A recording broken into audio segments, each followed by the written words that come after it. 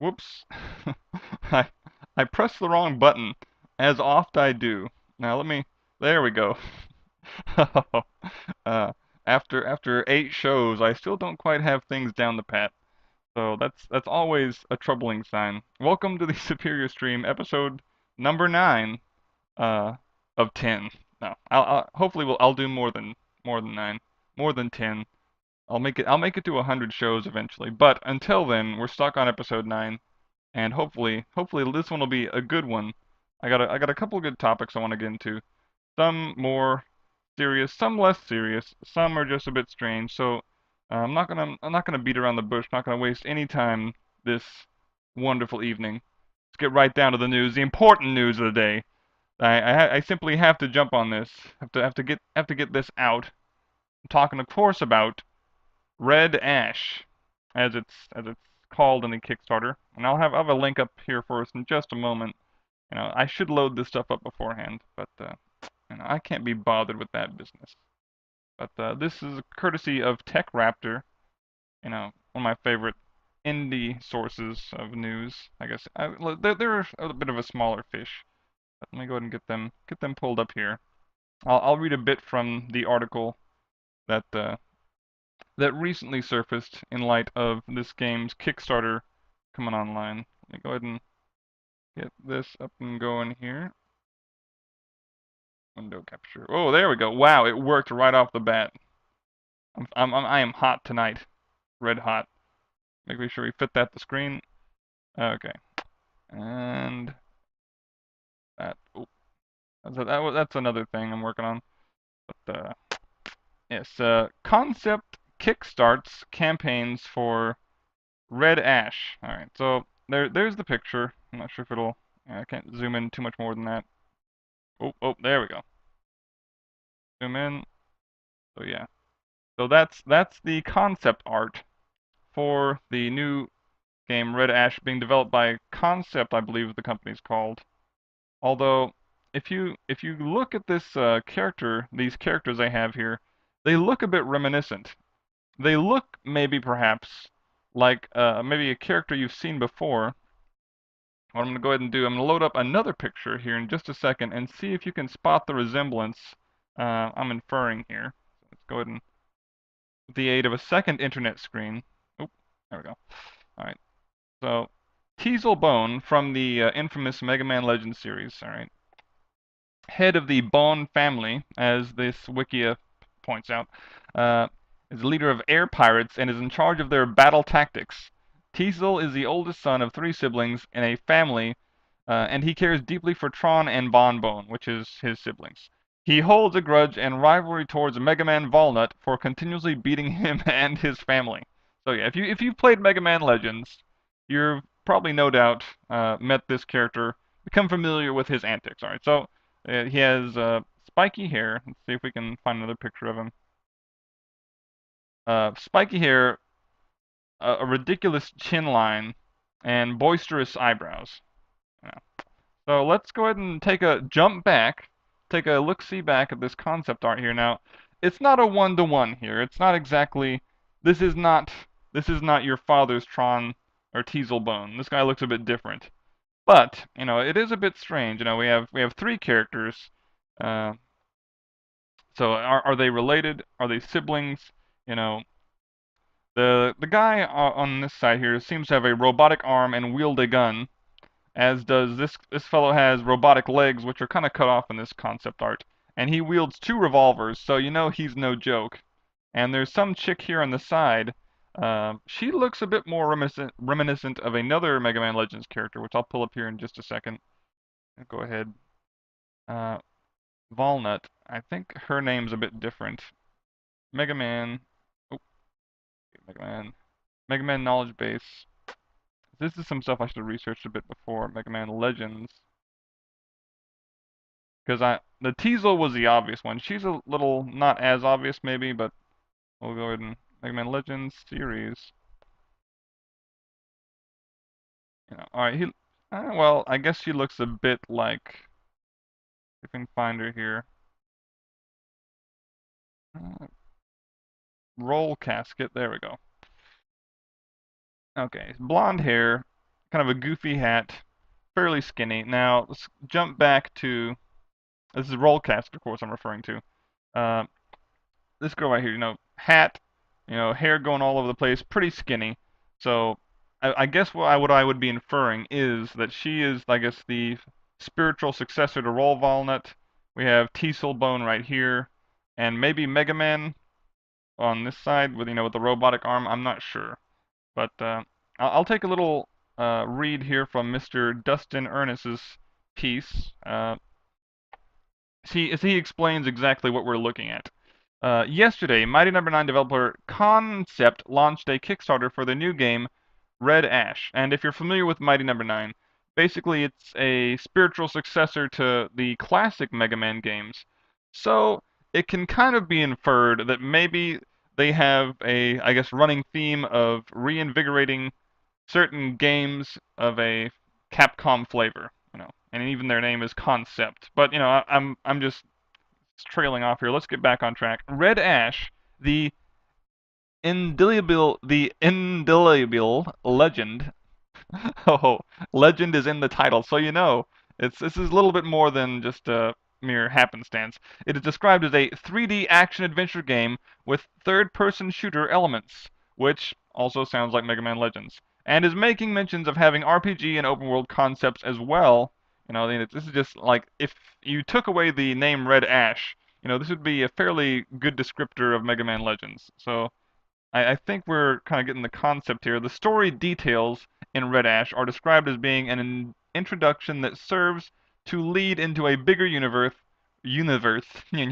with a concept launching a separate Kickstarter for an animated project set in the game's universe. So not only are we getting a game, but an animated series. Uh, Red Ash, Magicada. I love these words. This is setting my tongue on fire here. With a modest goal of $150,000 and being developed by Studio 4C, which I'm not familiar with. I'm sure they do wonderful things. Who have done work on known anime films like Steam Boy and games such as Street Fighter 4, Catherine, and Asura's Wrath. I'm gonna get tarnished for this, but I'm not really familiar with any of those games in particular. I'm familiar with them and the shows, but I've not really delved into any of those pieces. But anyway, moving on. Given that Mighty Number 9 is still a couple months from its slated September worldwide release, launching a new Kickstarter this quickly and this ambitious would indicate that Concept has no intentions of playing the wait-and-see game when it comes to future projects. Red Ash has a fundraising goal of 800,000, which is 100,000 less than Mighty Number 9's original Kickstarter goal, and seems a little on the short side considering they're going full 3D and promising an open world environment in Red Ash. Okay, Mr. Dustin here goes on to write, however, Mighty Number 9 did fly monumentally past its original goal to raise just over 4 million after PayPal contributions, and considering that just on Red Ash's second day of fundraising they have raised over a quarter of their goal, Concept is undoubtedly expecting this game's funding contributions to go well past it. So much so that the initial goal only details creating 3 chapters of the introductory scenario called the Calcanon Incident, and additional chapters and content leaning heavily on the funding beyond the asking $800,000 mark. So as of now, the only listed stretch goal is achieved at 1.3 million, which adds the next of 2 chapters of the Calcanon Incident, as well as a new playable location. So I think that about gives up pretty much all the information I wanted to get into. But basically, like I said, looking at these character designs and then looking at Mega Man Legends and basically hearing the description of the kind of gameplay you're going to get from this game, it I think they're trying to do kind of a spiritual successor to Mega Man Legends, which I would not be against. If you played Mega Man Legends, it is a all kinds of fun. It's basically kind of a Legend of Zelda meets kind of kind of like, I don't want to say Tomb Raider, but that's basically what you're doing. You're going in the caves, exploring, occasionally coming across a boss, killing it, upgrading your gear, and using your upgraded gear to do more exploring. So kind of a Metroidy, kind of Legend of Zelda-esque kind of deal they got going. And like I said, that's what it sounds like they're trying to go for here in Red Ash. And of course, I was kind of alluring. What's the word? I was trying to reference, the original Mega Man Legends there. But anyways, am I excited? Yes. Am I gonna put money towards a Kickstarter? No. Not because I don't want to support the game, but because there's a lot of people with a lot more money than I have, and am willing to commit to a project that's not released yet, who will give this project more than enough money, I'm sure. I'm sure this project will get well funded without my intervention. But yes, I definitely want to play it. As for the asking price, I think Mighty Number 9 is going to be like 19.99. I'm not sure if they're going to make the same kind of asking price for this game. Like I said, it's going to probably be a single player experience, which is not the worst kind of game there is, but uh, it would definitely be a time investment in terms of being able to play it. The question is, how fun will it be? And of course, we won't know that until the game's released. But if the concept art is any indication, it looks like it'll be fun. It looks like you'll have a good time in this game. My only contention is, I hope they don't maybe exaggerate the gun violence. Not that I have a problem with violence, but the Mega Man Legends series, I don't think it had a lot more kind of cartoony violence to it, whereas this looks like this guy has like a Glock, and this guy is dual wielding some big 357 Smith and Wesson kind of Magnum deals here, and it looks dangerous. But at the same time, video games, guns, blood, gore, it's not really unexplored territory for my tastes. But for if you're a fan of Mega Man Legends, I'm not sure if it might be off-putting for you. It might be off-putting for me. I don't know. Of course, that's me looking at the lens through a Mega Man Legends fanboy. But yeah. I guess this is better than not getting any kind of Mega Man Legends game. And after the disappointing promise and then breaking of the promise of there being a Mega Man Legends sequel, this is I don't know, it's what's the word? It'll do, you know, if it actually does get made here by this Kickstarter, which I'm guessing it will. I've not played the Mighty Number 9 either, but supposedly it's gonna like to get released here, per the article suggesting. But yeah, there's Red Ash for you. But yeah, I I'm hesitant to say it's gonna be good. It has the capacity to be good, and I am hyped for it being possibly really cool. I just don't know. We'll have to wait and see. But enough of my fluster, enough of my bluster. Let's get going here, and also talk about another article on TechRaptor I snagged, because it's a lot easier to read than it is to come up with original, interesting content. I don't know. I love hearing the sound of my own voice. So let's take a look. See, this affects me specifically, so that's kind of why I have a bit of interest in it. Uh, let's see. Android malware on the rise. 4,900 new malware strains discovered daily. I'm not sure how many that is. Let me pull up my calculator real quick. 4,900 daily. Uh, I'm just crunching the numbers here. Calculator. So it's 4,900. Let's see. Every day. So let's times that by, let's say, in 1 month, there's going to be over 147,000 bits of malware floating around. Or at least new strains of malware that's been repurposed from older malware. But let's take a look-see. Let's take a gizander, or what kind of malware we're looking at. This article, courtesy of Max Mitchell. Let's see. A new report released by G-Data Software reveals the astounding rise of malware on the Android platform.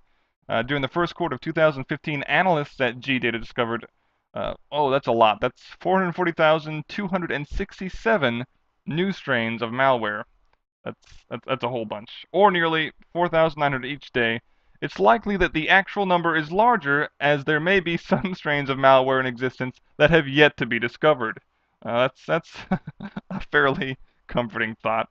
So by GData, so this growth of 6.4% compared to the number of strains discovered in the fourth quarter of 2014 and 21% growth compared to the first quarter of 2014.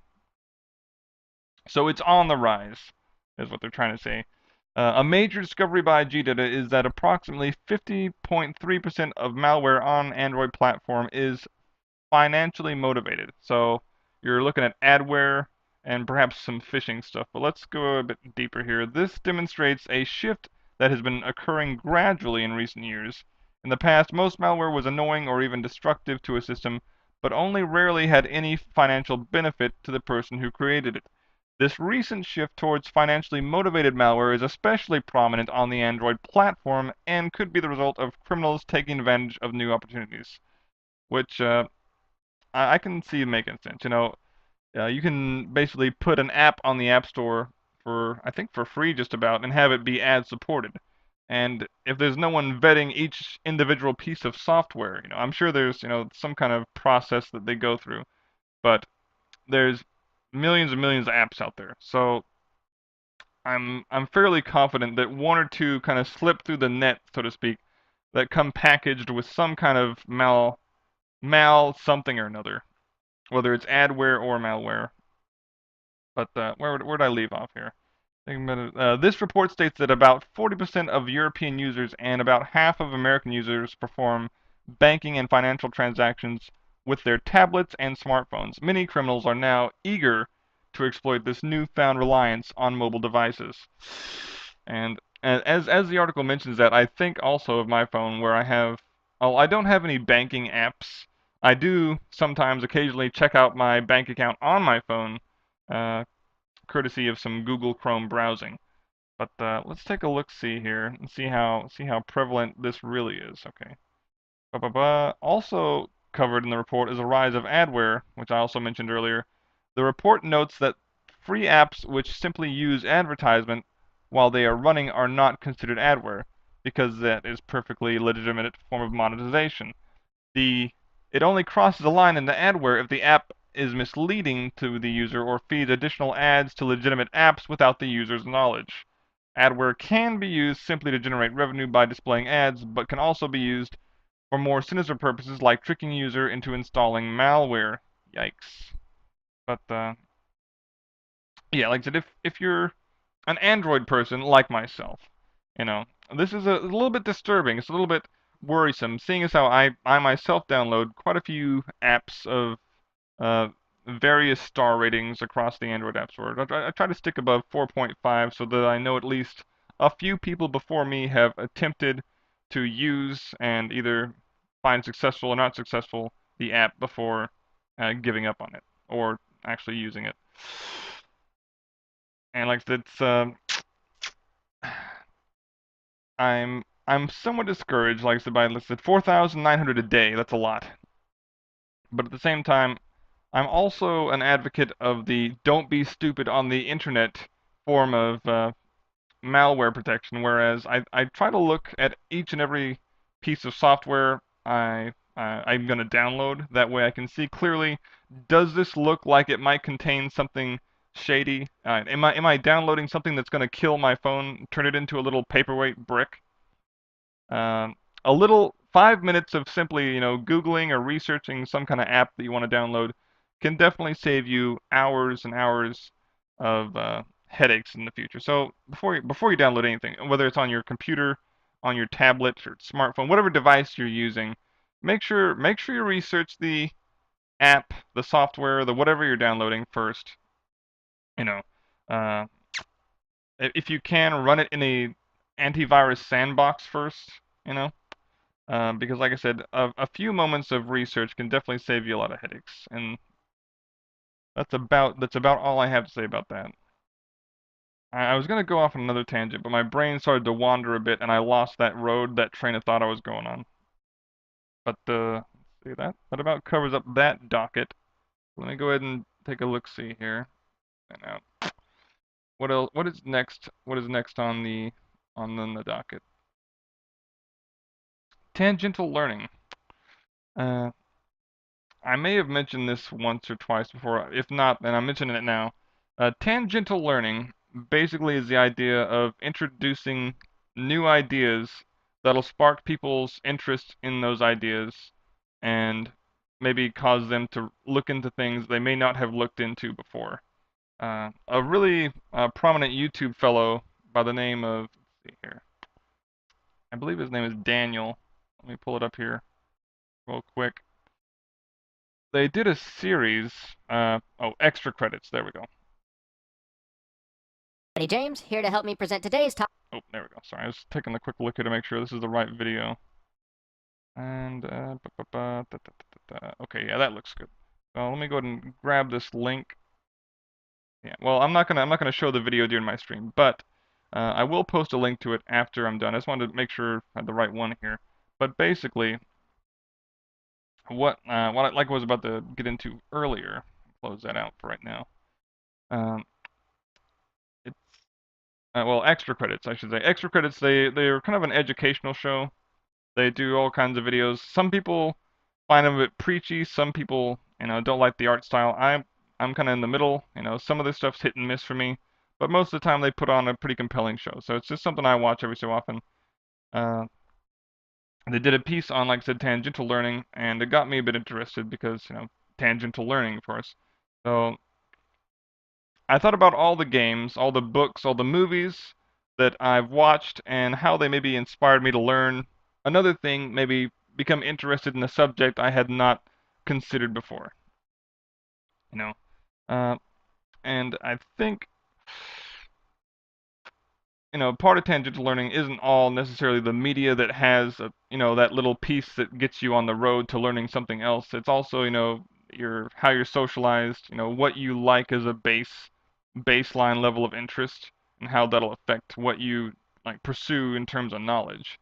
But at the same time, I think it's important if you're creating some kind of media, whether it's a movie or a book or a video game, whatever kind of stuff that you're trying to communicate to the masses, if you can insert bits and pieces of things that may get people interested in learning about other stuff, that's never a bad thing. And I think if our schools utilize that kind of attitude with books, or textbooks, I should say, uh, maybe kids would be a bit more interested in learning.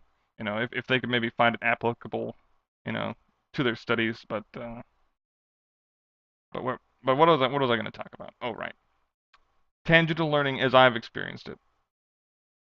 I guess kind of, let's see, it'd have to be Call of Duty, Call of Duty 2 to be exact, for the Xbox 360 and, well, for the PC originally.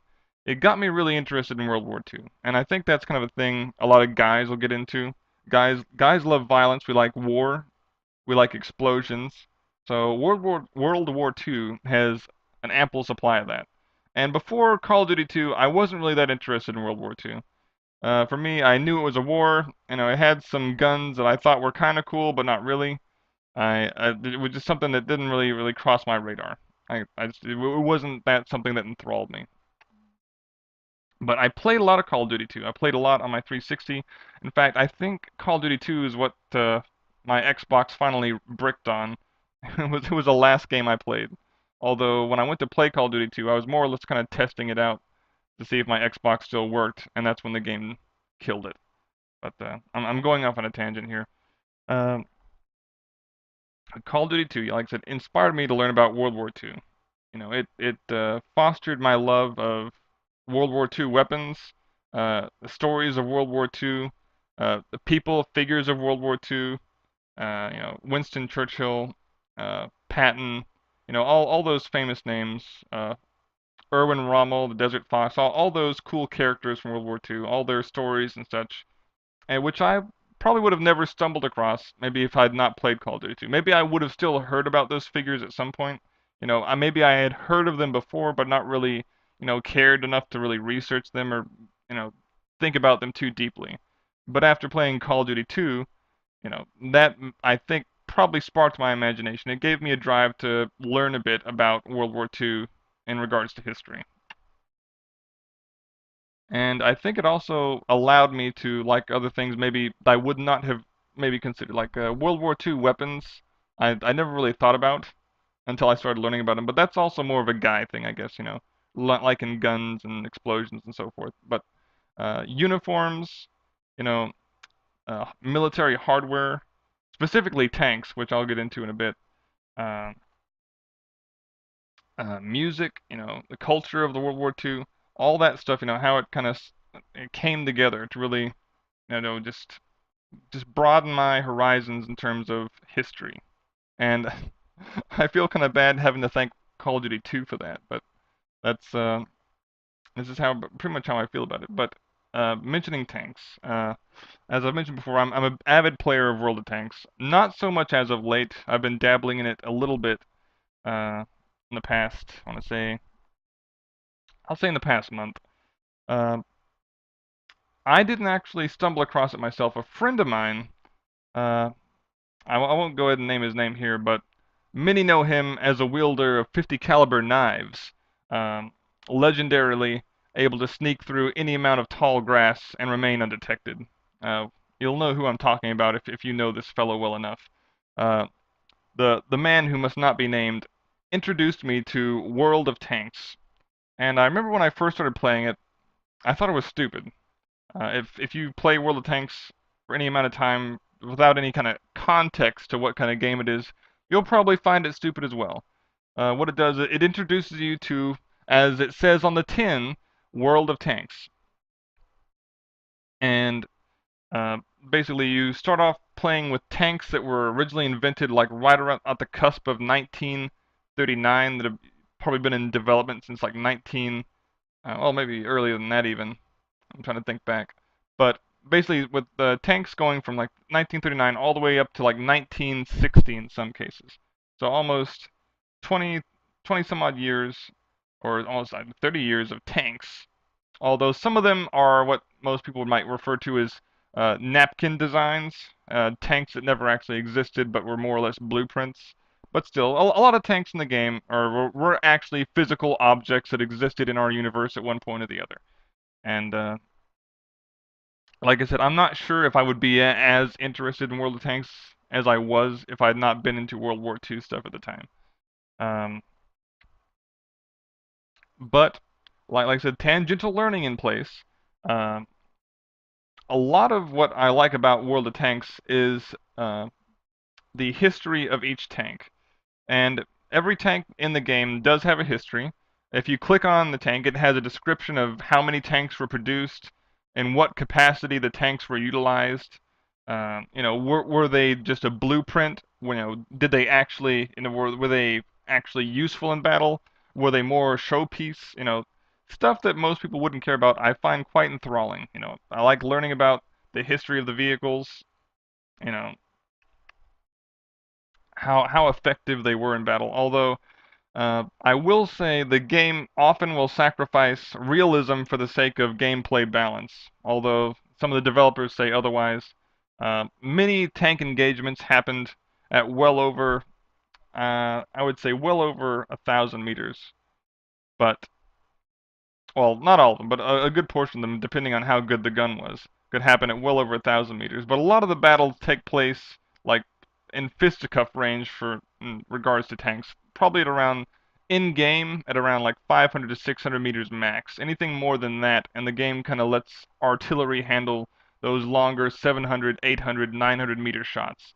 So everything's kind of a little bit more condensed, a little bit closer together for the sake of gameplay balance. But it's still a fun game to get into if you like grinding for long periods of time and shooting tanks with other tanks and learning about tank combat. But that's my bit on tangential learning, at least regarding tanks. What else have I done? Movies. Not so much with movies, I will say. I would say pretty much. Well, for movies, it's a little bit easier. I think for movies, you get maybe a bit more fanaticized. Although you can get fanaticized about anything, but I'm trying to think of some prime examples of movies I've watched, and then I immediately thought of the like stuff outside the realm of that movie that it mentioned casually. I would probably have to say, let's see. Well, I'm trying to think of the earliest example, something that would have got me going quite a while ago. Ba, ba, ba, ba, ba. like I said, I did quite a bit of show prep, but I did not do too much show prep for tangential learning. I just had that one link and a few little notes scribbled down. So I may touch on tangential learning again someday once I get my notes straight. But it's been a busy week at work, so I haven't been able to write down as much stuff as I would like. But let me go ahead and jump on to another YouTuber, although this time I'll have an article as opposed to a video. So I'm not going to show a video within a video. That'd be a little bit silly. Let me go ahead and get that pulled up for us here in just a second. My next topic that I want to jump onto is humans need not apply. Now, this actually is not my title. This is actually the title of a guy, let's see, known as CPG Gray. He, like the extra credits fellow, did a lot of educational stuff, a lot of trivial stuff, but it's interesting. You know, I like learning, so I like listening to this guy. In this video, CPG Gray did, he basically outlined how a majority of the jobs we have today are going to be replaced by robots or software within the next, I'm not sure the exact time frame, but let's see. Oh, let's see. I think he said here in this quote. Let me go ahead and pull up this page for us here. There we go. If I can't fit her to screen, fit the screen.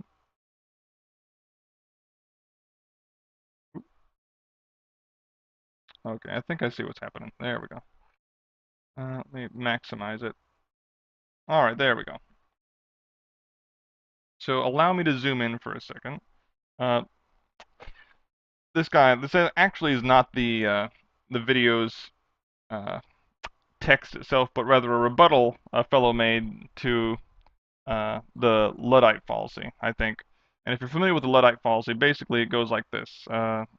As CPG Gray said in his video, let's see, I don't want to rip him off too much, but in his words, two horses were basically talking, and they were worried about having their jobs replaced by these new automobiles driving around. When we're talking about back in time when there was still horse and buggy. And the one horse said to the other, "Don't worry. Whenever new technology comes along, our lives always become easier." And of course, he's referencing a time before cars and before horse-drawn buggies, where horses were used for cavalry charges and, you know, towing field, or what's the word? Uh, Plowing fields. There we go.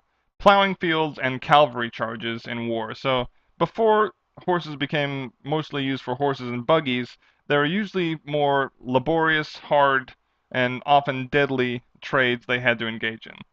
So the idea was the horses, you know, with all these cars coming around, they won't have to pull as many buggies. They'll probably have a more relaxed life. But that's the Luddite fallacy, kind of in a nutshell, that we're looking at. But let me go ahead and take a look at this article. Like I said, this is a rebuttal to CPG Gray's video. So it's kind of a long-winded scheme we're going on to here. But I'll read a few bits and bobs from this article to kind of give you the gist of humans need not apply. So let's take a look here. Of course, you may have already started reading a little bit, but I'm gonna go ahead and take a look-see here. Starting off, and there are a lot of people wondering about the answer to this question. The question being, let's see, look up here, robots taking over people's jobs, and drawing conclusions like 47% of all current jobs are at risk of being automated within 20 years. It's also possible such estimates are conservative according to this recent report. The work being done by robots is actually growing faster than predicted. Alright, this article, by the way, is by appears to be Mr. Scott Stanton, so thanks for the wordery, Mr. Santons. Taking a look here, the amount of jobs now done by robots will more than double in the next 10 years. Let's take a look-see. I think this is from CPG Gray's actual video. Or no, that's from this guy's Twitter. So a little bit of resourcing never hurt anybody. Which he resourced from here, so let's follow the rabbit hole and see where this goes. To a 404 page not found. So at some point, the Sacramento Bee said this, which this guy, Mr. Scott Santons, quoted. But let's get back on the horse here. The Luddite horse buggy. The term for this growing phenomenon is technological unemployment. Not everyone believes in it, though. Right now, it's actually about 50-50. Something known as the Luddite fallacy is what tends to be a common response to any notion of technological unemployment and any suggestions we might find ourselves in trouble unless we prepare for its effects. Uh, it's what allows someone to watch Humans Need Not Apply, which is CPG Gray's video. So I'll link to my video, or I'll put the description link in my, or man, my brain is about dead tonight. I'll put the link in my description of my video. Okay, and think, that's silly. People have been saying technology will eliminate jobs for centuries now, and it just hasn't happened, so it never will. New jobs will always be created, and technology will always make everything cheaper anyway, so no worries. That's, I believe, the words of Mr. CPG Gray right there. Regarding this belief, there are a few other beliefs that we should be sure to consider as well. Luddites were afraid of technology. And about that, we've got Luddites all wrong. The Luddites weren't technophobes, they were labor strategists. This strategic interpretation of the Luddite movement is confirmed by the fact that the workers often destroyed only those machines which they were turning out faulty goods, Bowden wrote.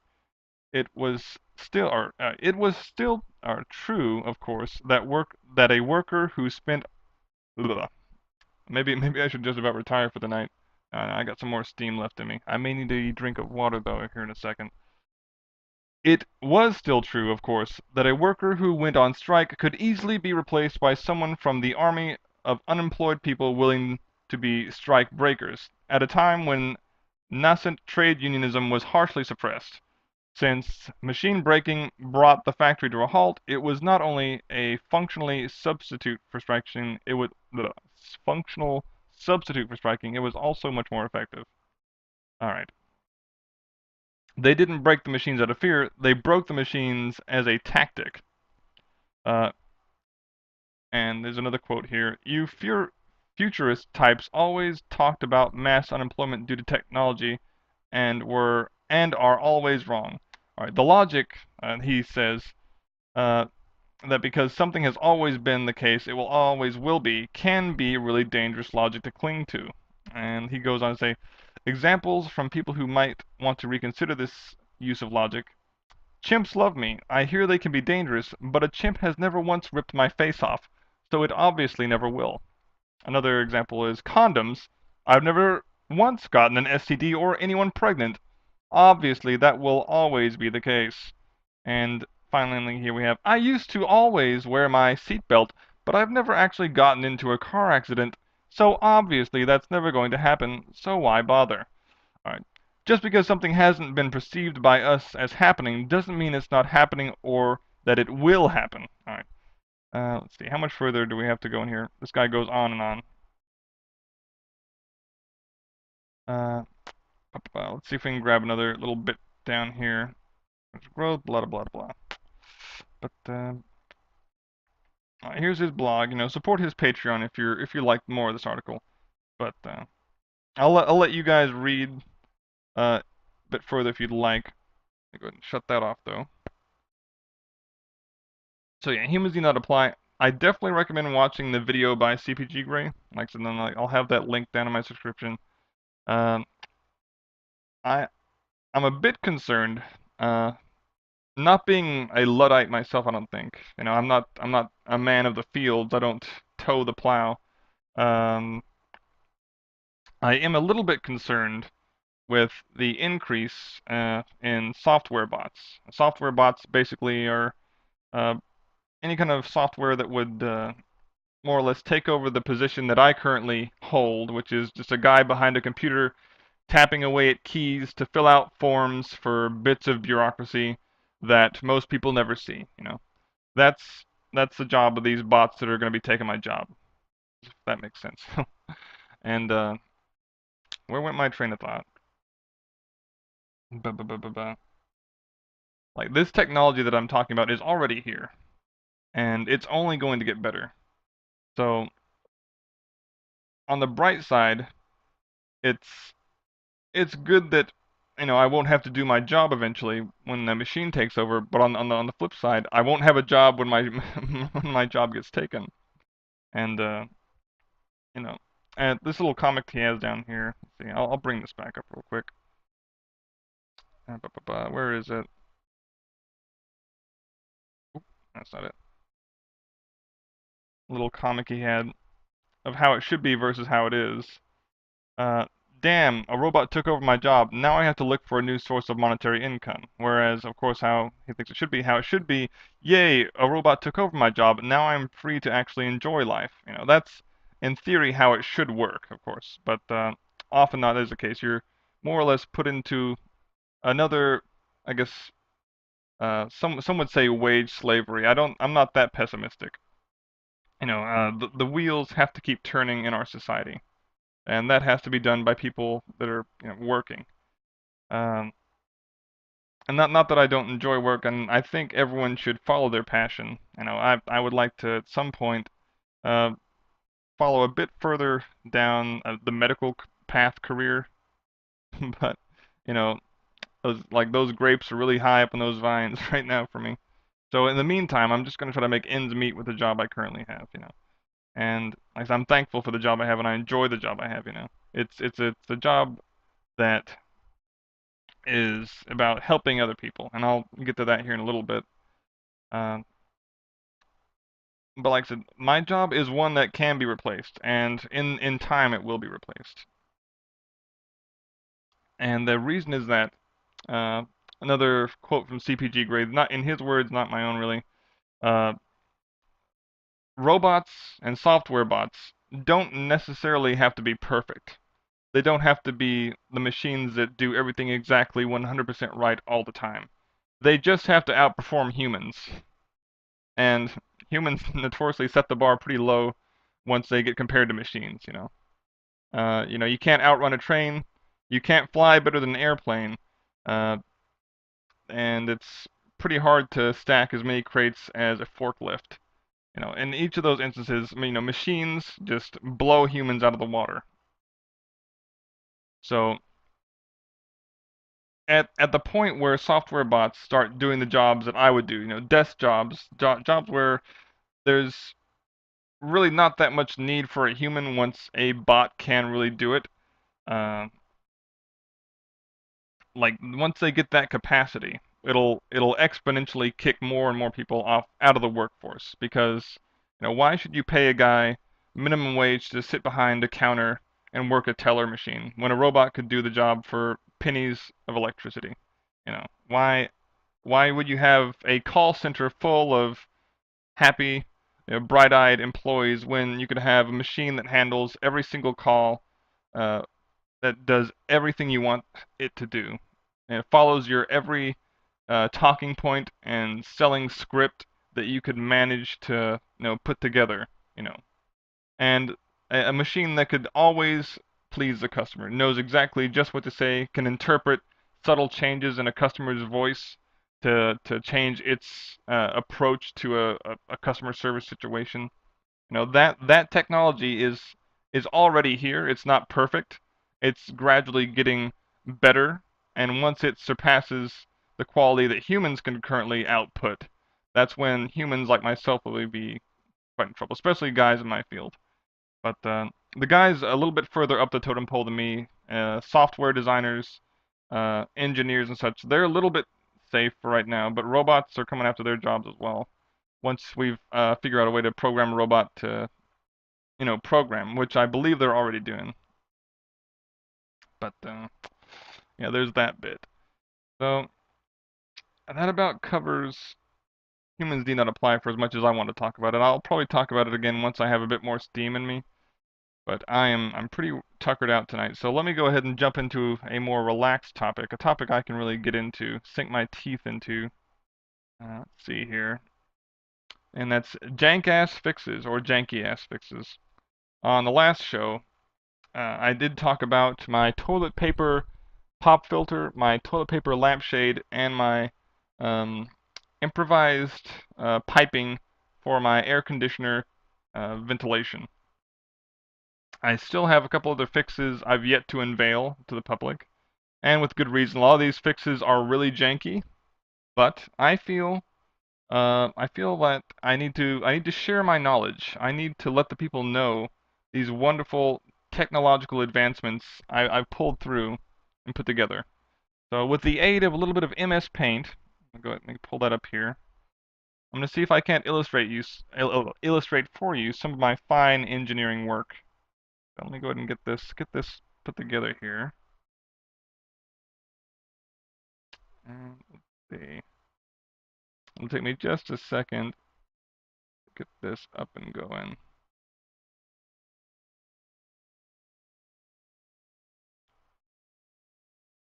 Okay. Here's some MS Paint. I'll make sure that it looks like we're on the screen. So let's get started. I have a couple new fixes, a couple things I'll get into tonight. I'm not sure which ones I want to do because I don't want to don't want to burn through all my precious janky ammo in one go. But I need to explain myself. I need to explain the inner workings of my mind. So I have a laptop. It's what I do my streaming on. It's what I do my gaming on. It's my workhorse, and I need to replace it. But until I do, I need to keep my laptop cool. Okay. So this is my laptop here. A slight elevation. For the sake of this drawing, I will go ahead and advise you. This looks to be the angle is a bit too high. So if I had some Paint Shop Pro, I could just like circle this in and then rotate it effortlessly, but I don't have that option. So let me just go ahead and just say it's probably a little bit like that angle wise. It'll be like a 20 degree angle. Yeah. But anyway, so there's my laptop. It's what I'm playing games on, and it's what I do all my work on. Is what I stream on, of course, and I need to keep it cool. It generates a lot of heat because it has a 360M inside it. It's a pretty beastly card. It plays all of my games except for Metal Gear 5, which requires DirectX 11, which the 360M does not support. So that's one of the reasons I need to go ahead and upgrade my computer and get a proper desktop gaming rig. Like that'll be down the road once I've gotten together a bit more of a nest egg for myself. So there's my laptop. I also have a laptop cooler, which is integral for my laptop since it does need to stay cool. Let me go ahead and there we go. There's a laptop cooler, and there's of course it has a bit of a arch to it, and there's airflow underneath, so that the fan that is underneath the laptop draws in air from the outside. Okay, so design-wise, it's pretty simple. You know, it sucks in air from the little space beneath the laptop and cools the laptop. So, we can get that pulled up here. Okay.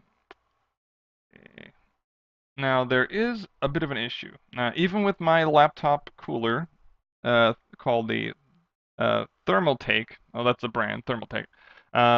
It still doesn't quite get my laptop cool enough. I'd have to have a little extra cool air. So what I've devised over time, classic setup, is an external fan.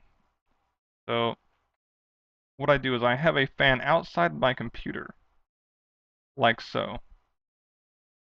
It's with this fan, I keep a comfortable, I believe 40 degrees Celsius thereabouts, inside my laptop. So there we go. With my impressive MS Paint skills. So that fan's whirring and keeping my laptop cool. This also keeps my hands fairly cool, but the airflow increased underneath my laptop. It sucks the heat from my laptop, keeps it nice and cool. Now, there are a few design flaws with this setup. Of course, I do need to have an outlet fairly close to my fan. That's not too bad. This does limit my actual arm swinging freedom. Here, let me go ahead and draw that for you. If 3D wise, here we go. If I were to swing my arm out to the left, I would be somewhat, you know, I couldn't swing it all the way because my fan is in the it's in the way. It is in the realm of 3D space. I can only move my arm so many degrees to the left of my computer before it comes in contact with the fan. Now the fan does have a protective barrier around the blades to keep my hand from being diced to shreds should it ever encounter the fan, but it does, like I said, limit the ability for me to maneuver my arms around my computer desk. So once I get a desktop, this will be alleviated, I believe. I'll have a self-contained little unit underneath my desk. Let me get this going here. Unlike the laptop, all the fans will be internal. I don't think I'll have another fan outside my desktop. That would just be silly. That's not really how ventilation works for computers. So instead of having a fan outside, all the fans will be internal, and they'll push the air out. Oh, well, some of them will push the air out. Some will suck some cool air in. But all in all, this will be a lot nicer. It'll clear up a lot of room on my desk. I'll just have, once I get my new desktop, it'll just be a monitor and a keyboard. That is a bad quick drawing of monitor and a keyboard. Jank. That is a jank keyboard and a monitor. Like, so this will be underneath the desk. This is the top view, the actual tower itself and stuff. What do towers look like nowadays? This is a poor representation. I'll probably get some kind of goofy looking, like ridiculous tier. See some kind of extreme tower. It'll have like ridiculous kind of. It'll have racing stripes on the side because that lets you know that the computer actually goes faster. It'll have an elaborate design. It'll look like it's some kind of transformer, basically. Instead of that like 1995 compact that your mom bought to do the taxes. Yeah, none of that business. So yeah, to heck with this. Yeah, you want the no joke computer. You want the computer that eats other computers. There we go. Terrible MS Paint. That's my cooling solution. That's going to be my cooling solution here.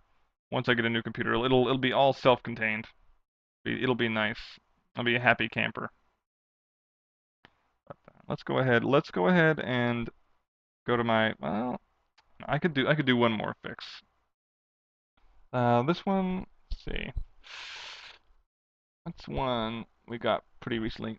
This is actually courtesy of my lady friend. She thought this one up. It was a well, I guess it's kind of both ours since I kind of modded it a little bit. Is a shoe rack in the closet. Now, of course, this isn't anything groundbreaking. You can buy shoe racks with little hooks on them, and these go in the closet, and you can put your shoes on them. Pretty basic stuff. Engineering wise, it's not too bad.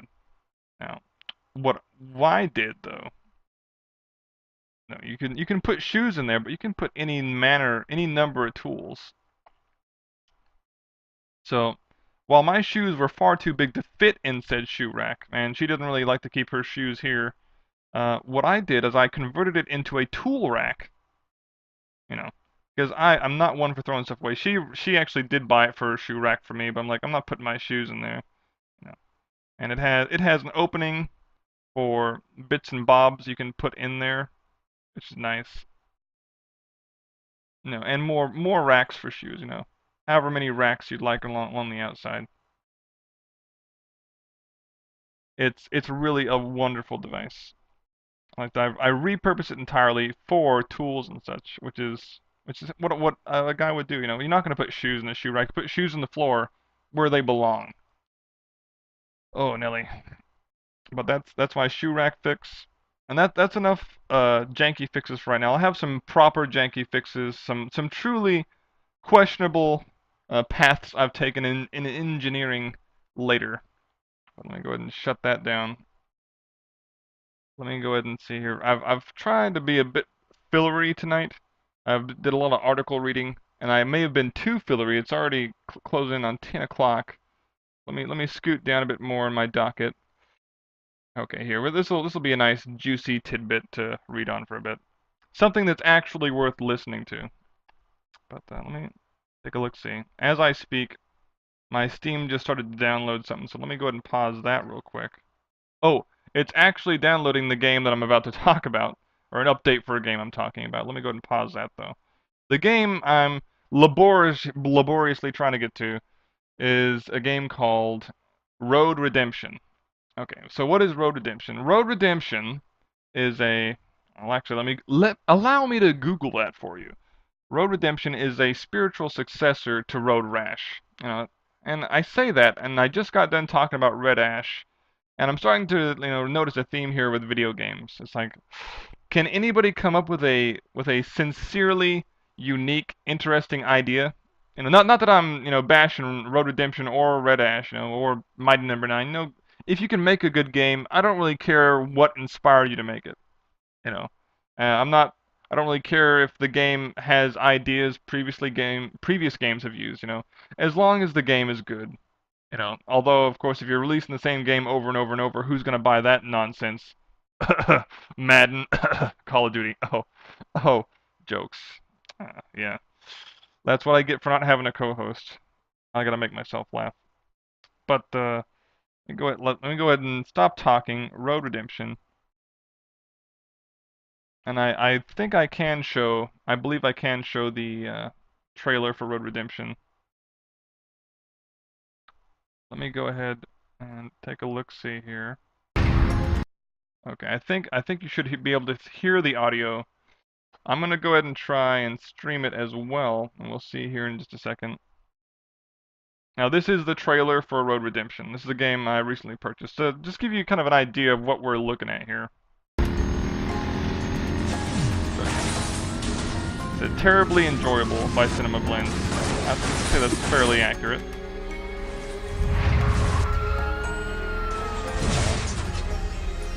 So as you can see, it's a pretty looking game. A violent looking game. A game that takes place on the back of motorcycles. Turn down the volume a bit. I recently purchased this game when it went on sale for about, on sale for like half off. So it's gonna be in $19.99. It was like $9.99. So for that kind of price, I wasn't gonna turn that down. Go ahead and stop that for a second. So yeah, you get the idea. It's guys on motorcycles driving around, hitting each other with a variety of weapons. So what's my thoughts on it? It's decent, for what it is, for what I paid for it. As far as it being a successor to the Road Rash name, I'm not so sure about that. And let me go ahead and I'll go over the positives first, and then I'll go over the negative bits, and that tends to be how I do things. First off, say the Road Redemption, and it knows what kind of game it wants to be. This game has style, it has humor, it has jokes, on jokes. If you're a fan of the kind of over-the-top crazy games, then you're gonna like the kind of humor this game has, and I enjoyed it myself. It has a lot of jokes with the bikes, the names of characters, the art style, the worlds, and specifically, it also has a number of skills you can unlock over time and items you can purchase in between races that are references to other things and so forth. It's a real tangential learning experience in many ways. But like I said, it has that particular style and humor that I really enjoyed, and it's that kind of stuff you see by a developer or an artist that really cares about what they're making. They put some love and care into this product. So for that, I got to give them a plus. Another thing that I got to give this game a plus for, it captures the feeling of going real fast. If you like going fast, you're gonna like this game a whole lot. This game makes going fast almost a problem, since if you go a bit too fast, you may encounter some tearing, some kind of stuttering, maybe a bit of lag, depending on how good or bad your video card is. Mine's pretty respectable, but even with my 360M, I was having some trouble streaming, playing the game at a fairly good, regular frame rate. And maybe that is just my aging hardware. Although I like to think this game's fairly low end, it doesn't require too much. It's based off the Unity engine, and if you're familiar with that engine, that thing's fairly bare bones. But like I said, going fast. It has jumps, it has boosts. There's even a little weapon in the game, a harpoon, where you jam it into somebody, and you can go. It rubber bands you literally to their position. And this is a really fast occurrence. So when it happens in game, you go at a ludicrous speed, a ridiculous amount of speed, like straight to Plaid from Spaceballs tier in terms of speed. Uh, but yeah, if you're a fan of F-Zero X or the original Road Rash, any kind of racing game where speed is the primary element, you've definitely got to give it a go. Um, Variety of race types, another big plus. Do you like racing? All right, you're gonna like. Do you like combat? You're gonna like that. A lot of the mechanics are shared between the different kinds of races, but it does offer a variety in terms of what you can do in the race. You know, is it a kill certain X number of characters? Maybe. Is it attack police officers? Yeah, there's that too. Or is it a race? You know, is it just get to the end before everyone else? Some maps have environmental effects on them that are like just for that map. It's daytime, nighttime, random map generation. It's really there is a variety of things to do and see. Uh, like I said, I've played quite a bit of it, at least 2 hours, so I couldn't get my Steam refund, and even if I could, I'm not sure if I would want to, seeing as how this game does look like it could be quite a bit of fun once they work a lot of these bugs out of it.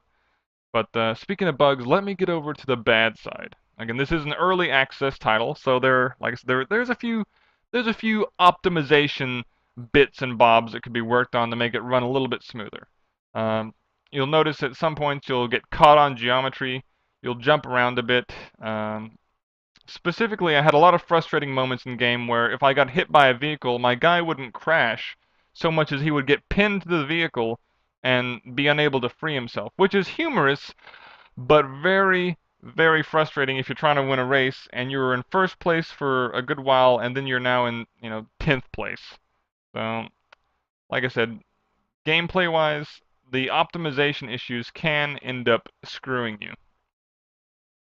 Another problem, which deals more on the gameplay side, is the controls feel a little bit loose, both when it comes to melee and simply steering your bike. So what'll happen is you'll maybe think your melee is going to connect, but you kind of time it wrong and it kind of whiffs by them. It's not that bad. I'd say the worst part of the problem comes with driving, or well, yeah, driving. I guess that's how you'd phrase it for motorcycles. Biking. The bikes feel a little bit floaty for me, and there's really only two ways to go about it. There's fast and slow the hell down. Those are your two movement buttons. So if you want to turn, you hold down the slow the hell down button to slow down and turn better. And if you want to go fast, you hold the I gotta go fast button. That's pretty much all there is to the driving. So mechanic-wise, it doesn't really feel that satisfying for me. If you're into drifting, getting into certain corners a certain way, I did not like it. And all this also stems a bit from how the camera operates. And that leads into my next problem as well, guns. And it's not just guns that are part of the camera problem, but guns do contribute heavily to the problems that the camera has. You see, you're driving real fast, and you have a camera that it will hold its position when you sway it around. So maybe I forgot to toggle it off, but even if I did, or if there's an option to toggle it off, I didn't toggle it off.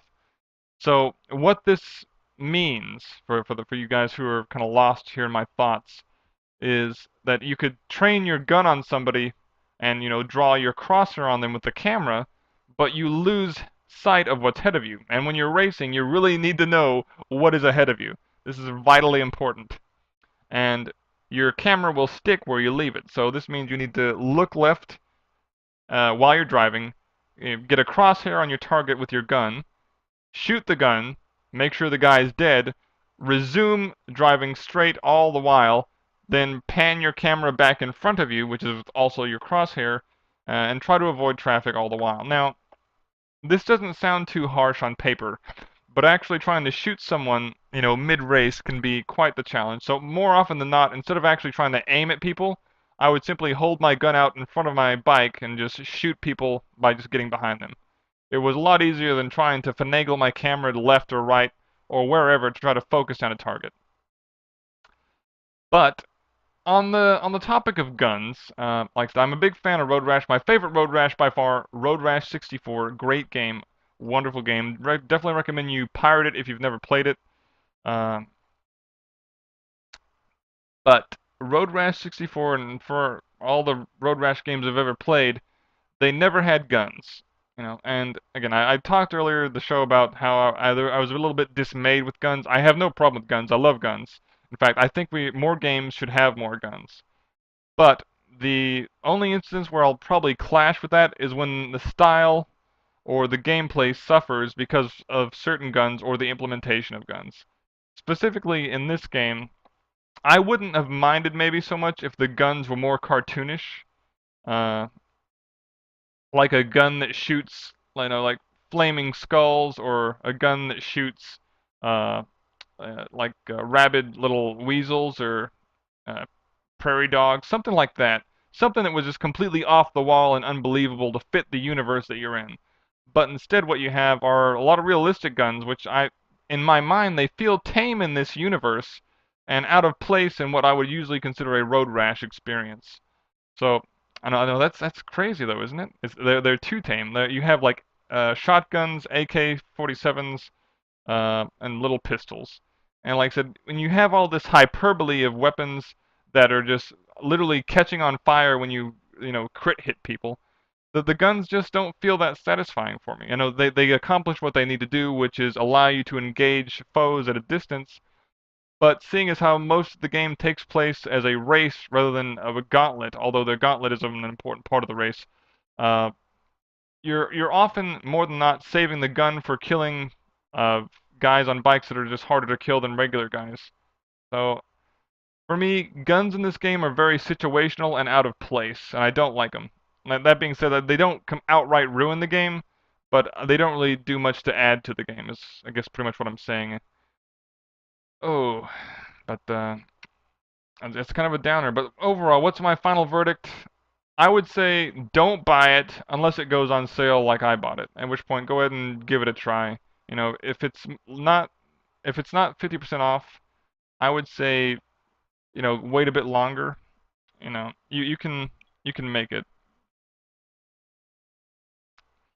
Oh boy. Now what next on the docket? I wanted to talk about that game because I did play it and I was meaning to do a review on it a little bit. That's pretty much my review for it.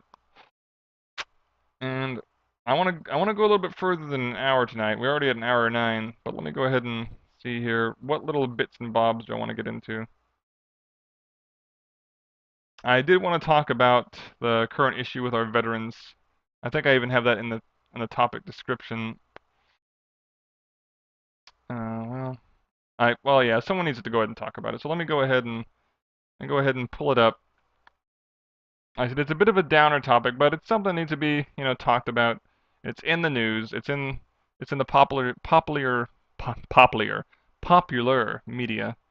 Um, Let me go ahead and get this up here. Window capture. 1 year after the VA scandal, the number of veterans waiting for care is up to 50%. And like I work in a job that deals specifically with this problem. I'm not going to go into detail, but suffice it to say, a lot of our warriors, wounded or otherwise, who need medical care, whether it's a checkup or more serious medical treatment, literally cannot get their hands on it if they want to go to a VA hospital. And again, as veterans, they do deserve that right to go to the VA hospital. Um, the VA hospital that is there to serve the veterans. That's the whole purpose of that hospital. So let's go ahead and scroll down, take a gander at see what's going on. This article, courtesy of Miss Emily Wax. Let's see. 1 year after the explosive Veterans Affairs scandal sparked national outrage, the number of veterans on wait lists to be treated for everything from hepatitis C to post-traumatic stress is 50% higher than at the same time last year. So it's getting worse, and that's a little bit hard to hear considering that's the industry that I'm working in. The VA's leadership attributed this to growing wait times, to soaring demand from veterans for medical services brought on by the opening of new centers, and a combination of aging Vietnam veterans seeking care.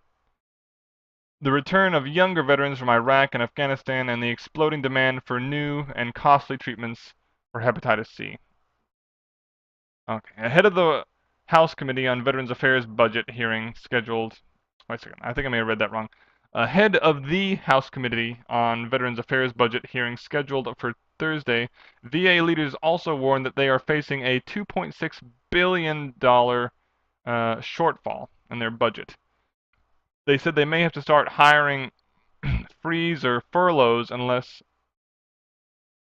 funding is reallocated for the federal government's second largest department.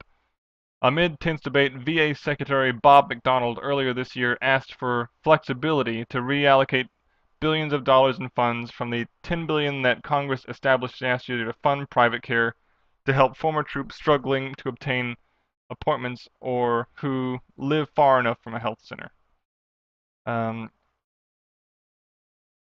The embattled VA says that its vast healthcare system has handled 2.7 million more appointments than in any previous year, and has increased its capacity by more than 7 million patient visits per year, double what they were anticipated.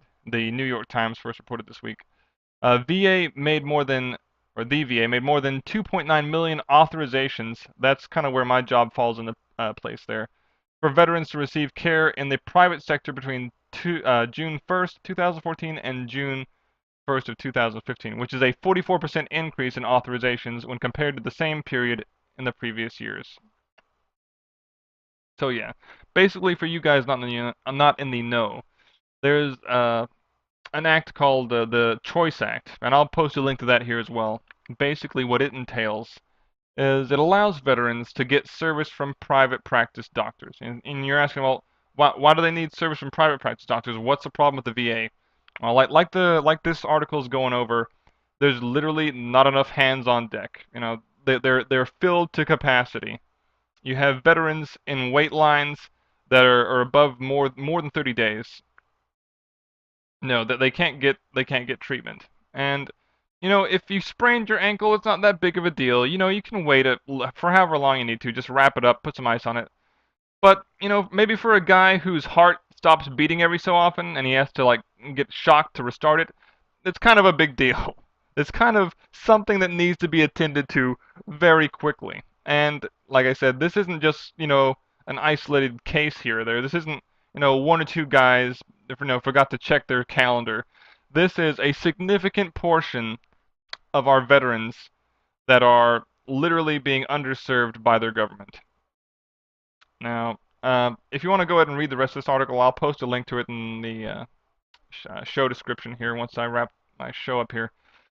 But I definitely recommend you give this article a full-on read and see what there is to see. See exactly how bad things really are. And if you're a provider of healthcare, if you're not sure about the Choice Act or how it works, definitely look into it. It's not a scam. It's not some kind of get-rich-quick scheme by anybody. Let me go ahead and shut this down real quick. Turn this down. It's a way for veterans to get health care since they literally have no other recourse. These are people who have fought or at the very least served in our military in some capacity in some way. You know, and no matter what kind of medical ailment they're suffering from, whether it's an ingrown toenail to needing to have blood work done for a kidney that's not working as well as it used to, whatever the case, you know, they need help. They need caring providers that can help them, you know, help ease the stress put on a VA system. Um, and let me go ahead and pull this up here. So I'll also have this link as well in the link description for my video. It's just a quick little, it's a little website you can go to. It's a .gov kind of deal. So you know it's legitimate. It's not some kind of prank or hoax or any of that kind of business. Whew, I could use some water. Go ahead and pull this up. The Veterans Choice Program. Access health care closer to home. So right, that brings me to another point. A lot of veterans aren't necessarily underserved so much as they can't get to the hospital that's near them. When in many cases a hospital can be 50, 100 miles away. And I really need some water. So let me go ahead and I'll see if we can get this going here. I'm gonna go get a drink of water while you can watch the Veterans Choice Program promotional video. I'll be back here in just a moment.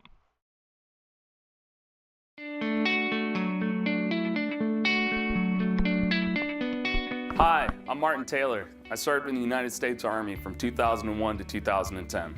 During that time, I served 3 tours in Iraq. What I remember most about my time in the Army is the men and the women I served with. I currently work at the VA, and I've seen some exciting changes and programs developed, such as the Veterans Choice Program. Like many veterans, I receive my primary care through the Department of Veterans Affairs. Sometimes it's difficult for veterans to access VA healthcare. The Veterans Choice Program is one of the ways VA is trying to improve access to care. Okay, so I'm not sure how much of the video you've seen so far, but this guy is just breaking it down for you. Let me see if I can't maximize this. Basically, the government will send out these little VA choice cards, and of course, if you're a veteran, and basically what these are for is that lets the veteran know that they're part of the veteran's choice. Of course, they also get some documents in the mail, so on and so forth. But this is what Uncle Sam is currently doing to try to ease the pain our current VA is suffering from. And let me go ahead and jump back out of here. This is at www.va.gov/OPA/Choice Act. Definitely go ahead and check this out if you're a veteran, if you're friends or family of a veteran or know somebody who is. Go ahead and refer them to this site. Maybe they're eligible and they don't even know it. You know, if you're a provider, definitely give this site a once-over. Take a look-see. See if maybe it's applicable to something you're doing. If not, maybe you can, spread the word to other healthcare professionals that you know who would want to help. It's all about getting the word out there, letting veterans know that they've not been forgotten, letting them know that, that as a country, we're here to help support them. But like I said, I'll have this link and more, like I said, in my video description, so go ahead and give that a check out. Let's see. Oh, wait. I pushed the wrong button. There we go. Internet dust bowls. That's my next topic, and it's kind of a downer here. So I'm gonna have to go into my funny bit for the end because I've had one down topic right there. I'm about to go into something else, but before I leave Veterans Choice alone, like I said, it's definitely a worthwhile program.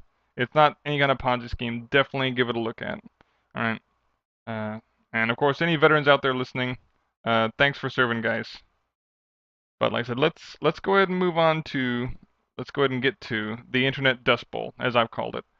And where to begin? Let me go ahead and pull up a link here. Boop. I'm good at reading articles, aren't I? Yes, my wonderful voice. I like reading because it's a lot easier than coming up with original ideas. I have a few original ideas. I try to put my spin on a few things. Let's see. This ought to do it. Window capture. Boop. There we go. Okay, this was back in February, but fairly recent. It's the FCC overturned state laws that protect ISPs from local competition, which is good, by Mr. John Brodican. Uh, I'll read a few snippets here and there and kind of give my words worth after that, some of my thoughts and feelings. To begin, the Federal Communications Commission today voted to preempt state laws in North Carolina and Tennessee that prevent municipal broadband providers from expanding outside their territories. The action is a year in the making. Alright. Is that supposed to be this action? Or the action is a year in the making. FCC Chairman Tom Wheeler, if you're familiar of Hot Wheels Tom Wheeler, I remember a little bit about him earlier.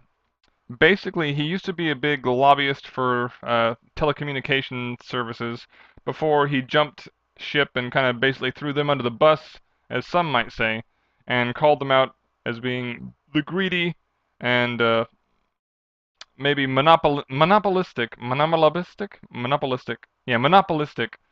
corporations that they were. But let's continue on here with Mr. Wheeler's actions. Wheeler announced in February 2014 his intention to override state laws designed to protect private cable companies and telcos, or telecommunication companies, from public sector competition. Wheeler took his cue from the Federal Appeals Court ruling that overturned net neutrality rules. Tucked away in that decision was one judge's opinion that the FCC has the authority to preempt state laws that prohibit municipalities from creating their own broadband infrastructure to compete against private companies. Further on here we see 19 states have such laws, often passed at the behest of private internet service providers that didn't want to face competition. Communities in 2 states asked the FCC to take action.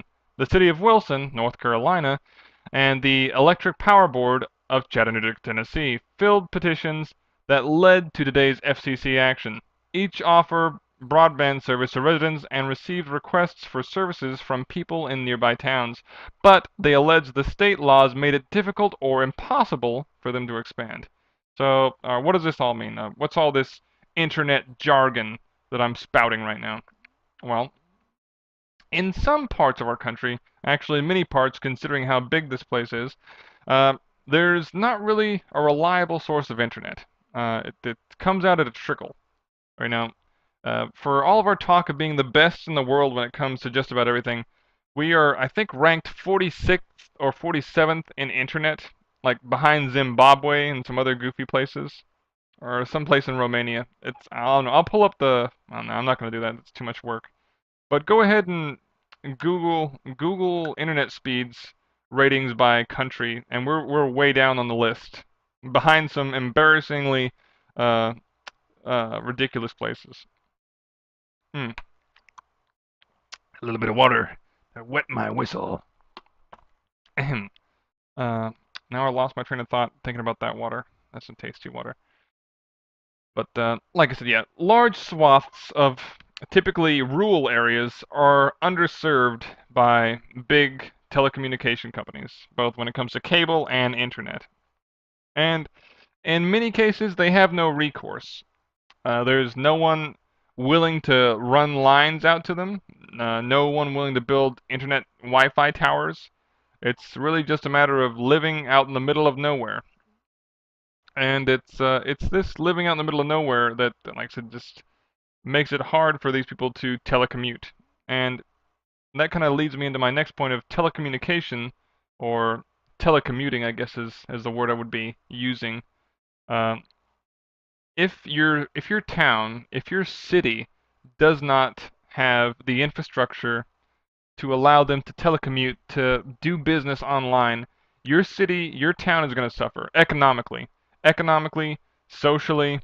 Um, on an infrastructure basis, you have to have, you need, if you want to be competitive, you need to have the infrastructure in place to allow for high-speed internet to be accessible by all, and at an affordable price. 100 gigabytes down and 50 megs up is nice, but if it costs $1,000 a month, it's not really going to be that useful for folks. You gotta make sure that it's a reliable and affordable option.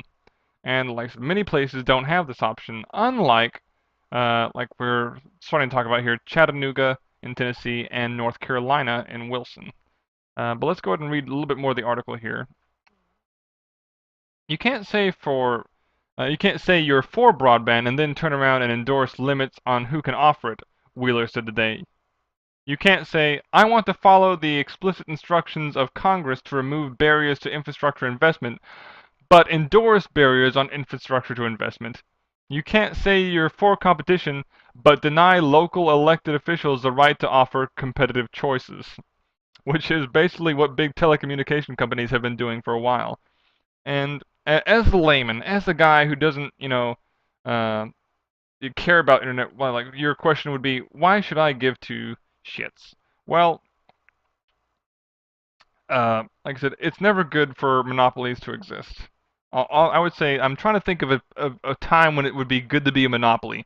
The only time it's good to be a monopoly is when you're the monopoly. And that's often the case when it comes to these big telecommunication companies. They literally have no competition. Or, in some cases, competition that has more or less agreed to be competitive on each other's terms. So basically no competition. So, Blah, blah, blah, blah, blah. Some businesses are forced, let's get back to the article here, to move to other towns for lack of better broadband. He said Wheeler described one person who pays $316 a month for a collage of services that include 2 mobile hotspots, while living less than a mile from gigabit network. Alright, while living less than a mile from a gigabit network. One woman in the FCC's audience has to drive her son 12 miles to a church where he can access internet service fast enough to do schoolwork, he said. These people are condemned to second-rate broadband.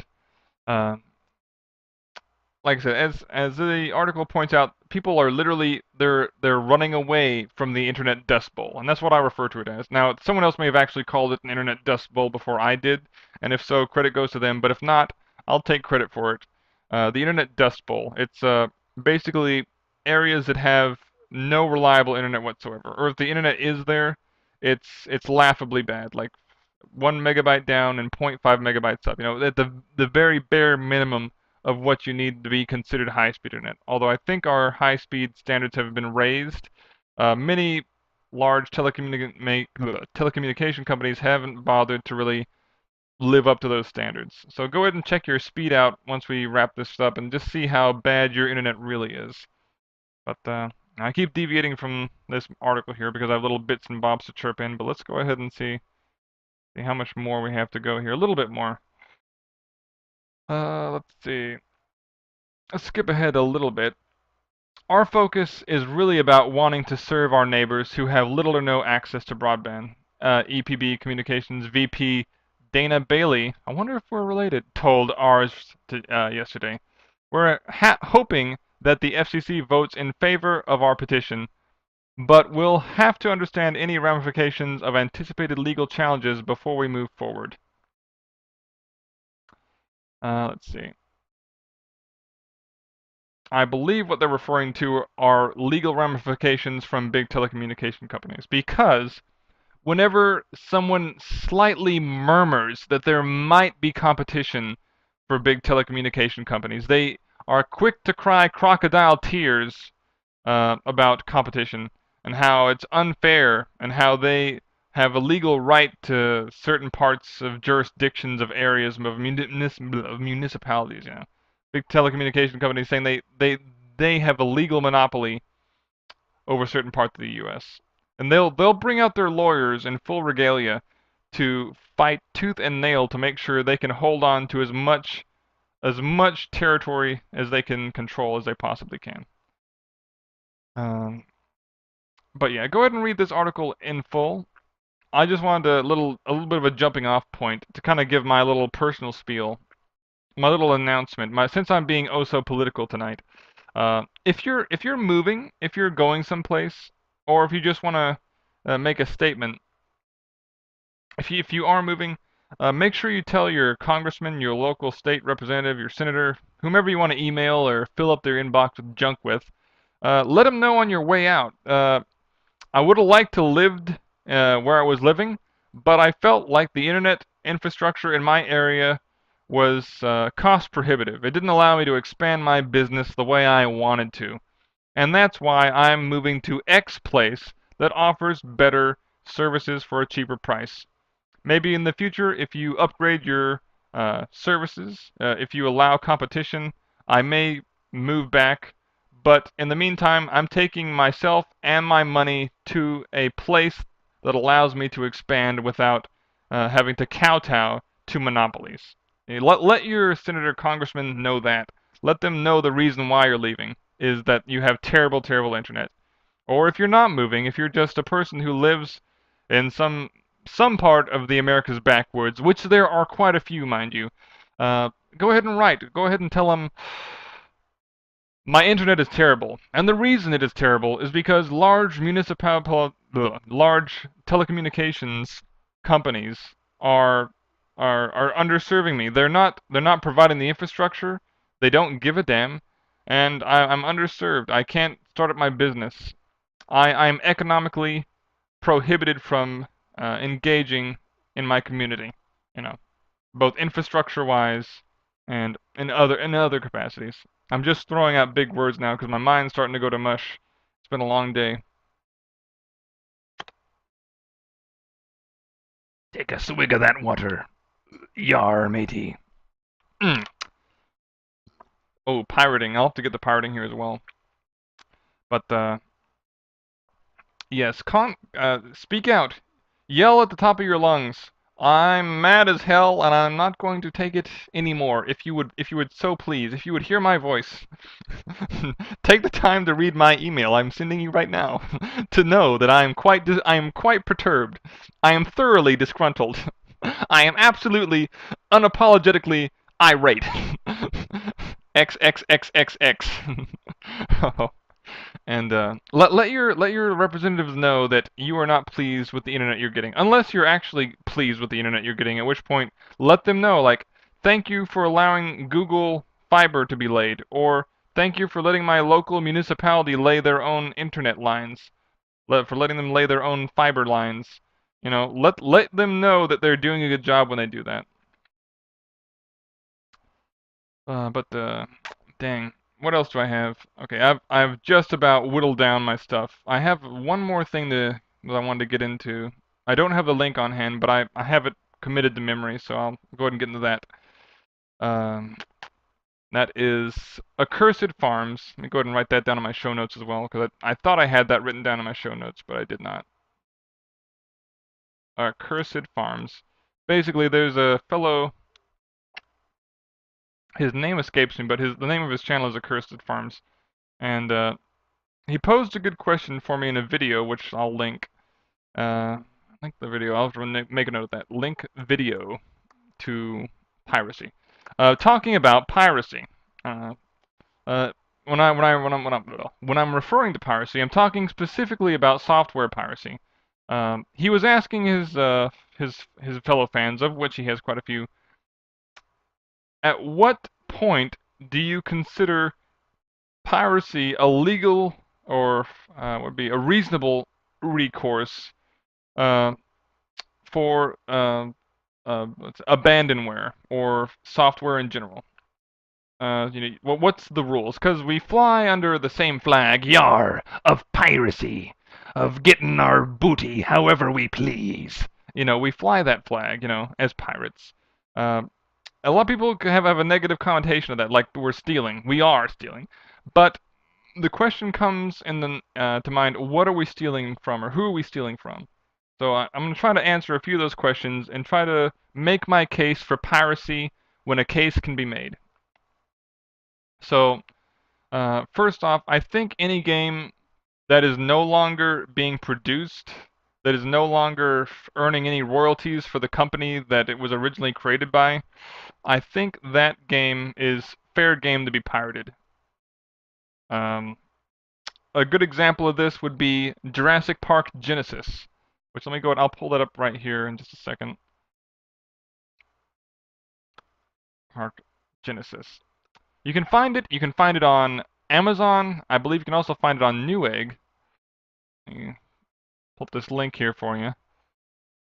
But you cannot find it on Steam or Good Old Games or any digital distribution site that I've come across yet. But I want you to take a look at the price tag of this game. This is not a joke. This isn't some kind of humorous little prickle prod that I'm attempting. This is the actual price of Jurassic Park Genesis. Keep in mind, this game was released back in, I want to say 2000.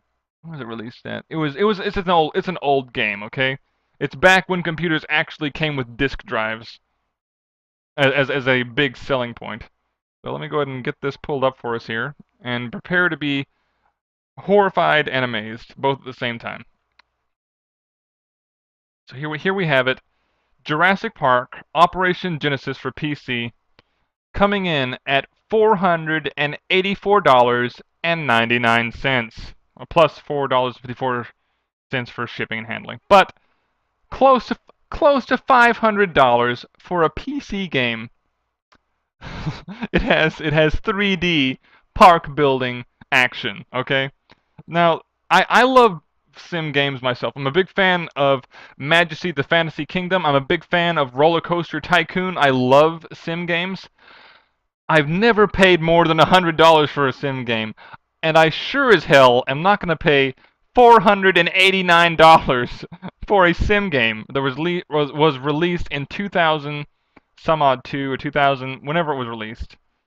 Let's see if I can find the release date here. Product description, product details, release date. Okay, March 2003.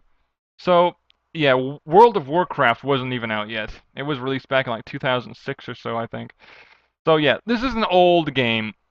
There's a reasonable chance that there's a person watching this video who was maybe born after this video game was released. That's a little bit scary. 2006. Let's see, no, 2002. So that would be, yeah, 2000. So yeah, pretty good chance.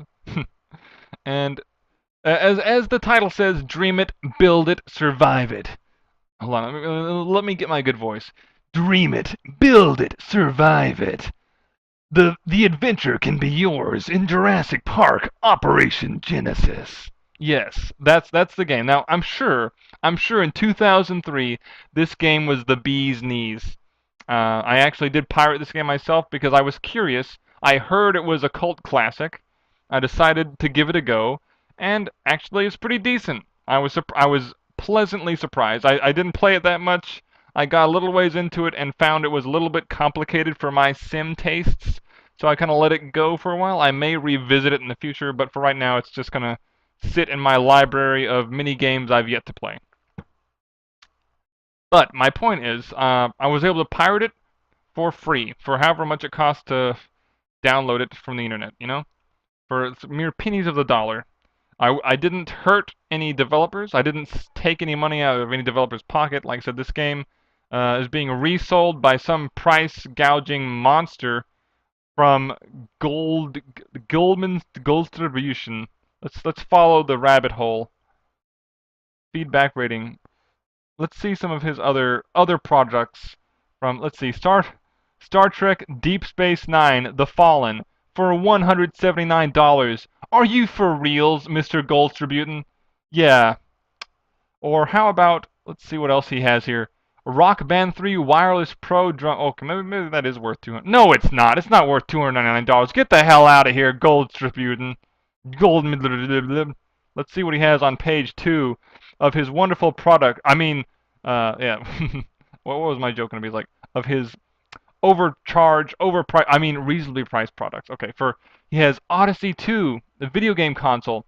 If you really want to afford, if you really want to buy an Odyssey 2 for $400, because if you're that much of a collector, dang. Bayonetta cloth scroll wall art poster. I guess that's worth $59. Let's see, what else do we have? Super Metroid Nintendo Player for the Strategy Guide. Strategy Guide. $169.99. And I say this when I myself, let me Google something here. Let me do a little search. Star Ocean, the second story. Let's see what we have. Holy jeebers, $174. Not as much as I paid. I paid like $60 for it back in 2006 or so, 2007, from eBay. Let's see, only one left in stock. You better buy this bad boy up if you want it, man. Let's see, is it brand new? Let's take a look-see. Yeah, one of my favorite games of all time. Star Wars: The Second Story. It's great. Let's see. $174. Is it brand new though? Where does it say if it's new? I believe it's new. 1-day shipping. It doesn't say. Back when Enix was just Enix, before it became Square Enix. If that's any indication of how old this game is. Okay, so let's see, 5 new. So you get for new, so it's wrapped in the plastic, upwards of $200 in some cases. So let's go ahead and, well, upwards of $150, I should say. I'm not good at math or numbers. Let's see, for used, 27 copies. All right, these are a bit more cheap. But still, considering it's a PlayStation game, $20 is still a little bit, it's fairly reasonable. For this game, I would pay $20, although it is used, so you're taking a chance. Ooh, Nelly. My throat is tore up. Let's see. But, yeah, Stars in the Second Story. Let's go back. Oops, that's not where I wanted to go. Let's go back to Jurassic Park Genesis. I'm kind of curious. Say you wanted to buy a more cheaper copy of it. I didn't look at all the copies. Jurassic Park Genesis. Not to be confused with Terminator Genesis, which I've heard is a decent movie. Although the plot is somewhat convoluted. Let's go. Let's go ahead and let's see. They have two new, two new for $4.89, 10 used. Okay, let's take a look. See. All right. Oh, it's all okay. So his for $4.44. Okay, if you want to get it used, you can do anywhere from the cheapest includes the original box, jewel case, and the instruction manual, disc clean with no scratches. All right, for $139.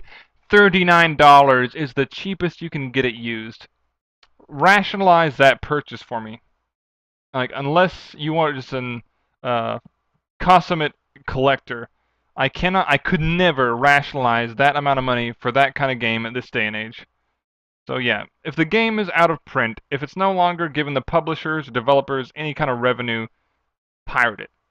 What are some other instances where piracy would be a workable solution to your gaming woes? A lot of people would argue financial issues. So if you're poor, you should pirate. That argument I'm not so sure about. I do buy games. In fact, I don't think I've pirated any game. The most recent game I pirated has actually been Jurassic Park Genesis, and that was on a whim, on a wild hair I got up my ass. I don't typically pirate pretty much anything, mostly because there's not much stuff worth pirating for me. But or if I actually feel something's worth pirating, I'd probably just end up buying it. I'm one of those kind of folks. Okay, another instance where I would think it's okay to pirate would be if a game that comes out nowadays does not offer a demo. You need to offer a demo with your game. It doesn't matter if you're an indie guy, if you're a AAA developer. My throat's dying here. Well, no matter what kind of game you're making, you need to offer a demo, something to let the person run around, just get kind of feel for what they're going to be playing. If I can't get that, ooh, spilled a bit of water. Oh no, I'm wet, and not in a good way. You need to be able to try the game out before you buy it, and a lot of games do offer demos, which is good for them. If your game does not, though, there's very little recourse you can do. Steam recently started offering refunds. That kind of fixes the problem, but it's kind of putting the band-aid over a bigger issue, in that you need to have a demo. You need to have a way to try before you buy. And in the olden days, back in my day, you could rent games from Blockbuster or Hollywood Video or your mom and pop rental store. That's no longer the case for many folks. It's either, go to GameStop or, trade in your game once you're done playing it, or you don't play it at all. The age of rentals in a DLC culture just does no longer exist. Where was I? I am exhausted, all kinds of tired, but the show must go on, and I'm a day late and a dollar short. So, in the event a game doesn't have a demo, then I would advocate piracy for that game, on the condition that you delete the game after you're done trying it, and then upon that deletion, either buying the game or deciding that you don't want to buy the game because the demo, i.e. the piracy that you just partook of, was what helped you arrive at your decision to either buy or not buy the game. Other than that, I can't really think of an issue where I could rationalize piracy. Like if you don't have the money to purchase the game and you want to try it out, I think that's a kind of a gray area if you don't have the money. If you do, like I said, I guess, well, of course, yeah, that's where I open up the Pandora's box there, don't I? What do I mean by not having the money? Do I mean by not having the money in your budget? Do I mean by not actually having money at all? What are the conditions by which you're allowed to try a game? And where does trying actually end up being buying, or the equivalent of a buy? How much of a game can you try? And it all boils down to this. If you're a developer, publisher, you need to put out a demo. Don't force people to pirate your game. People don't want to pirate your game. Pirating is rough. It's difficult. You gotta know what you're doing. And if you make a bad game and people buy it who don't pirate it, if there's no way to return it, if it's a digital distribution game, you're going to have a lot of pissed off consumers. Check out the last Assassin's Creed game with its wonderful, wonderful bugs and glitches. They, at that point, didn't have any recourse. Steam had not released its refund system yet. So people who pre-ordered the game expecting a wonderful product got a kick in the nuts. It was a real shitty time to be playing video games. But my tirade has gone on long enough. I've talked about this piracy business, I think, as much as I'm going to talk about it. I'll link up the accursed farms and what's his name at the end of my video. I have a little segment for fun. It's in a segment I'm going to call Wordplay Corner, where I talk about words, literature, books, whatever I feel like talking when it comes to, words. One of my favorite things are oxymorons. So here's just a few oxymorons I kind of put together because I just like doing these kind of things. It's stupid. If you want to stop listening now's the time to stop listening, because this is just the junk food of my brain. So let's get started with Wordplay Corner oxymorons. First off, I have compulsive moderation. Again, compulsive moderation. Again, compulsive moderation.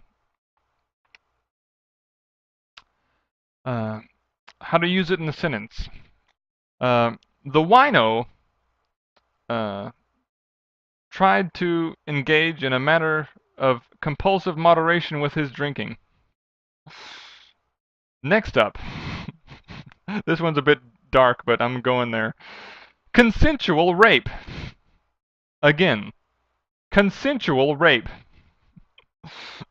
Again, if you didn't hear it again, that's consensual rape. Used in a sentence. How would I use it?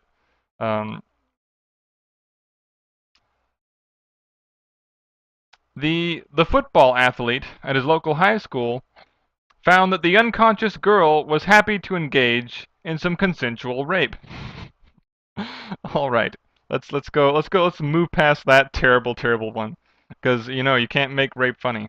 On to mainstream indie. That's mainstream indie. Mainstream indie. Using it in a sentence. Capcom decided to release a new mainstream indie title to target the underground crowd. Let's see. What do I have next here? Blazing Torrent.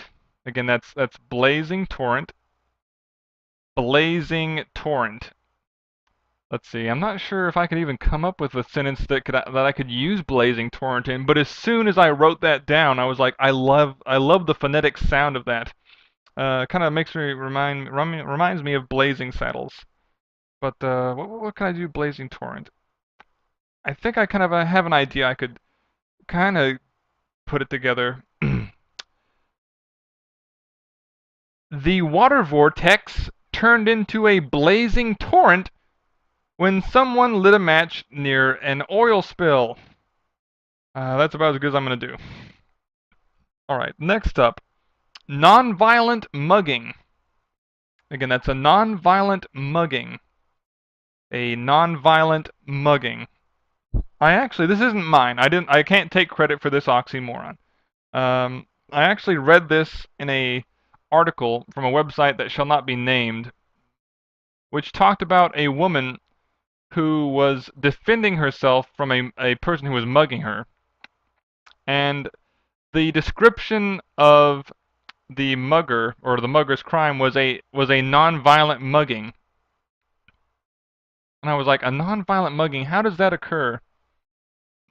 Is that where a guy just walks up to you with a knife and politely asks, "Excuse me, would you mind handing over all of your belongings before I cut you to ribbons?"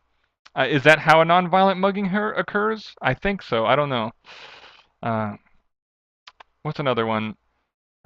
Cheesy classic. Again, that's cheesy classic. You get it? That's cheesy classic. All right. What is it? What is a cheesy classic? How can I use it in a sentence? This is a tougher one, but I can do it. Well, this one isn't too much of an oxymoron. It's more of it's I'm not sure if I can fully label it an oxymoron, but I'll go ahead and give it this. I would consider The Evil Dead a cheesy classic. Of course, I'm talking about the Evil Dead 2. I guess that would be the Evil Dead remake. No, not the remake. The Evil Dead remake. I've not seen the Evil Dead remake, but I didn't like the way it looked. So Evil Dead 2 is a cheesy classic. I'll go ahead and say that. All right, what else do I have? I have intricate simplicity. Again, that's intricate simplicity. Intricate simplicity.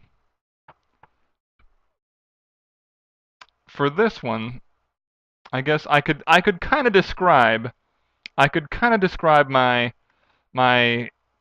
bucket outside my window that delivers my air conditioner's ventilation condensation down my wall, well, not my inner wall, but outer wall, as intricate simplicity.